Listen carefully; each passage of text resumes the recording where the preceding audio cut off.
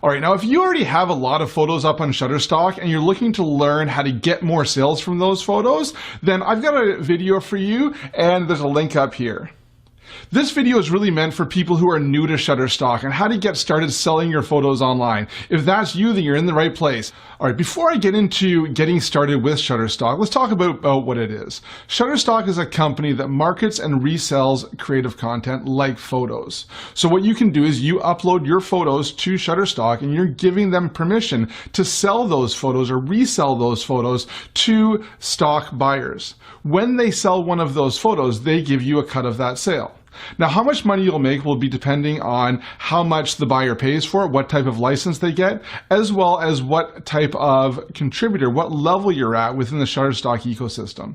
Here's some examples about how much you'll make for different types of photo sales when you're first starting out. All right, the first thing you'll need to do to get started on Shutterstock is to sign up for a contributor account. You can do that by going to submit.shutterstock.com and clicking the sign up button. Now, from there, you just need to follow the instructions, but basically you just need to give your address information as well as verify your email address. Once you've done that, you can then go in and start uploading photos for sale on Shutterstock. Click the upload button, then choose a photo from your computer to upload. When you're starting out, don't upload all your photos, only the best ones. Over time, you'll learn the quality needed to make sales. After your photo finishes uploading, you will be taken to the Submit Content page. This is an extremely important step. Let's walk through all the options. For the image type, I assume it'll be a photo, but if you're uploading a graphic, then you would choose an illustration. For usage, if you don't have releases, then you will need to choose editorial, and there's a special format for the content of editorial descriptions. You'd also use editorial if you are photographing a public event. Otherwise, choose commercial.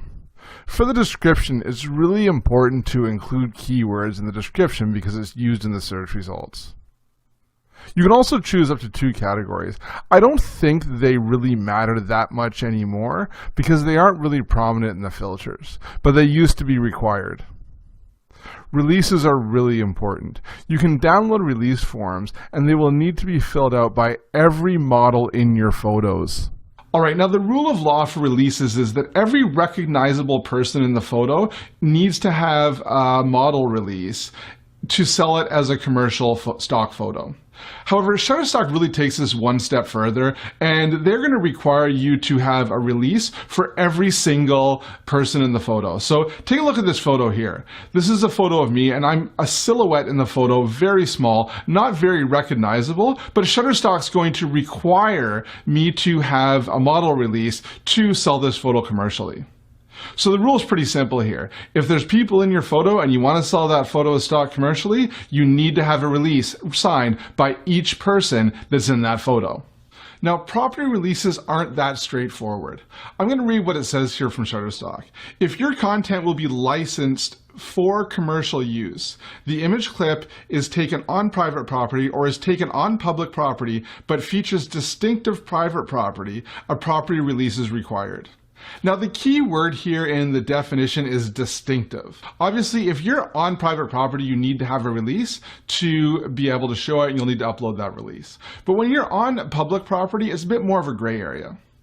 I've taken a lot of photos like these ones where I was on public property and the buildings are distinctive. They're buildings. You can definitely tell that this is a particular house or this is a particular commercial building, but Shutterstock will still accept these. When they say distinctive, they mean a photo of, let's say, for example, the CN Tower, which is a very distinctive monument. And if you do a photo just of the CN Tower, it will get rejected without a property release. So when you're first starting out, I would recommend having property releases for everything taken on private property, and from public property, just upload the photos and see if it's accepted or not. If they're not accepted, you can always resubmit them as editorial photos. Next is probably the most important section for increasing your sales, and that's the keywords. Keywords are how buyers search and find your photos. For now, make sure you just enter 10 to 50 keywords for each photo. As you can see here, I enter a number of keywords first in Lightroom, so they're automatically imported to Shutterstock. Shutterstock will also suggest additional keywords that you can choose. To learn more about keywording, I've got a video all about keywording, and I'll put a link up here somewhere.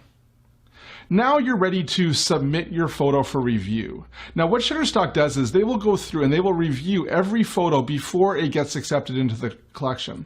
Typically the review is going to take 1 or 2 days before you know whether it's accepted. If it's accepted, it will automatically go for sale on Shutterstock. If it's not, you'll get a rejected reason. Now, don't expect to be a millionaire overnight. It takes time for your photos to start selling on Shutterstock, and the more photos you have, the more sales you will get. If you found this video useful, make sure you click the like button below, and if you like these types of videos, make sure you subscribe to my channel. Also, if you want to know how long it took for me to start making money on Shutterstock, I've got a video on that, and I'll put a link up here. Lastly, if you want to see some more advanced techniques for increasing your sales on Shutterstock, I've got a video on that, and I'll put a link down here. Best of luck selling your photos online.